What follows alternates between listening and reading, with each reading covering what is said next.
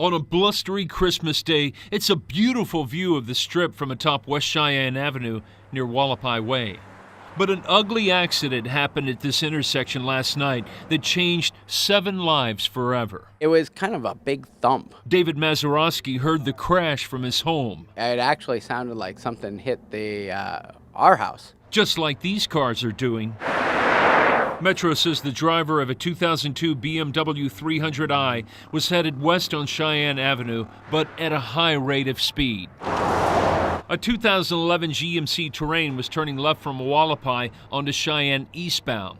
That's when the Beamer blew through a red light, the crash causing the GMC to roll over. 2 women from Las Vegas who were passengers in the vehicle, 81-year-old Etherin Noble and 63-year-old Essie Mae Hale, were killed in the crash. David Mazurowski also told me, he said, Kerry, that is a hell of a hill.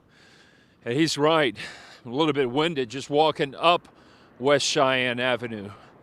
That means that BMW had to really be moving to make it up this grade. For the GMC to end up here, more than 40 yards away from the crash point. Metro says the driver of the BMW, 25-year-old Ray Diokno, is facing felony charges of driving under the influence. Yeah, and it's so sad, because it's like Christmas Eve, it's time of joy. They were probably just ending a time with their family and heading home, and it's a shame.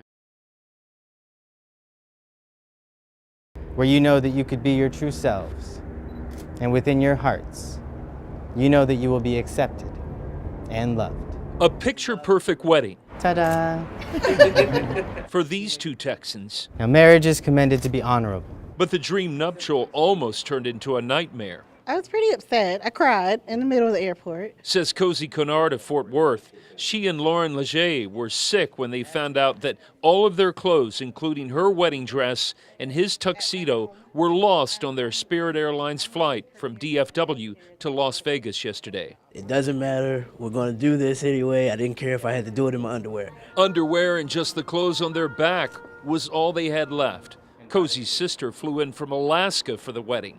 I was really mad. I was mad at the airline. They were really insensitive about it and pretty much told her, well, next time carry your wedding gown with you. But Vegas Weddings stepped up to the plate. The groom, we can fix that, but for a bride to not have a wedding dress on her wedding day is a disaster. Disaster averted as Vegas Weddings provided a limo so that the couple could see a show last night. I thought it was amazing. They're great people. Again, I cried. I thought it was very generous, very sweet. They didn't have to do that at all. And since Cliff Everett owns Vegas Weddings and Downtown Tux and Gowns just down the street, You may kiss your bride. they comped the couple for more than $500 worth of tuxes and gowns, a full wedding package, and a night that the Legers will never forget. And let's hear it for Mr. and Mrs. Leger.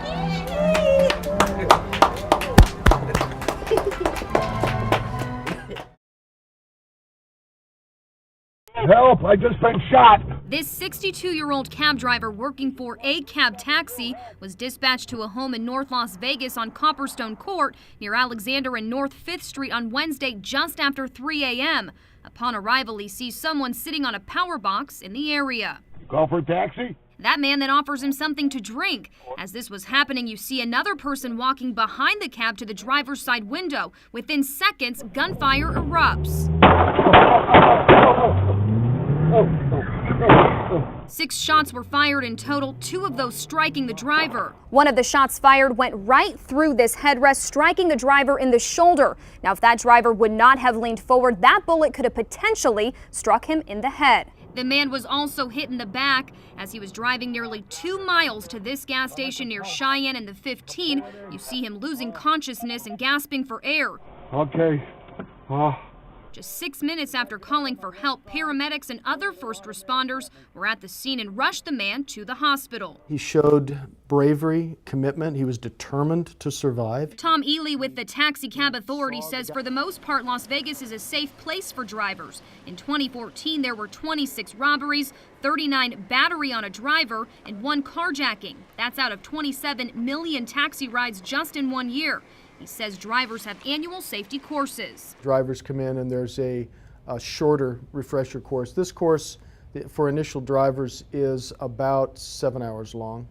So we go over a lot of detail with them on how to keep themselves safe, how to keep their passengers safe. Dashboard cams were installed in 2004 after a driver was robbed, burned, and killed. These cameras help with accident investigations and solving crimes. Ely hopes this video will help solve this crime and put whoever is responsible behind bars.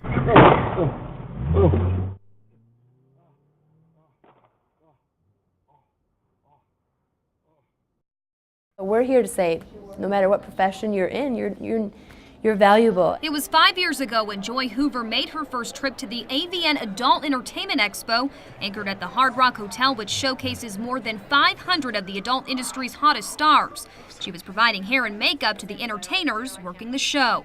Just started hearing more stories about who they are and what they're doing, and just about their lives and their kids and their families, and just realized that we had a ton in common, even though I had never worked in the business. While striking up conversations with the women about day-to-day life, Hoover also discovered something unexpected. We continued to hear that there were needs that had not been met. Some of those needs included medical attention, counseling assistance, and financial help. I mean, I think there's a lot of misconceptions. I mean, I hear all the time, like, why do you help adult entertainers? Don't they make tons of money, you know? And I think some of them do. Some of them do very well, and then there are low points. After learning there wasn't any organization providing assistance to this large population of people in a city where sex sells, Hoover decided to pack up, leave her home state of Michigan, and make Sin City her new home.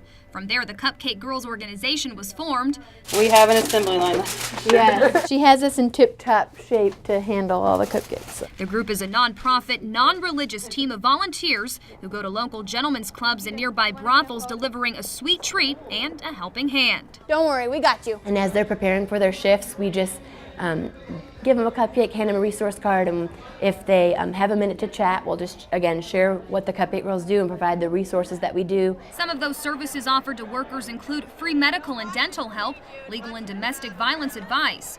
Most of the resources are provided here at the Cupcake Girls Resource Center located near Valley View and Sirius. Those resources include financial planning, resume building, and tutoring. They come with no agenda except for to help. Christina Pereira, who turned the sweet treat into relief, has been in the sex industry for 7 years.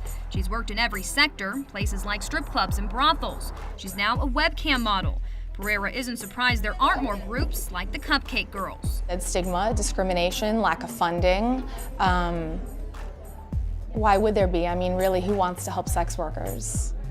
She says a lot of people don't understand that most sex workers are independent contractors and fall on hard times like everyone else. If you get sick, you can't work. You don't get unemployment, you know, and I didn't have a boss I could go to. Because of the profession, most won't provide assistance. Pereira says what they don't know is she has a master's degree in psychology and is now working towards her PhD in sociology at UNLV. Unfortunately, a lot of people see us as trashy, as desperate, destitute, drug-riddled, and while that segment of the population of sex workers certainly exists, as it exists in all walks of life and employment, it's not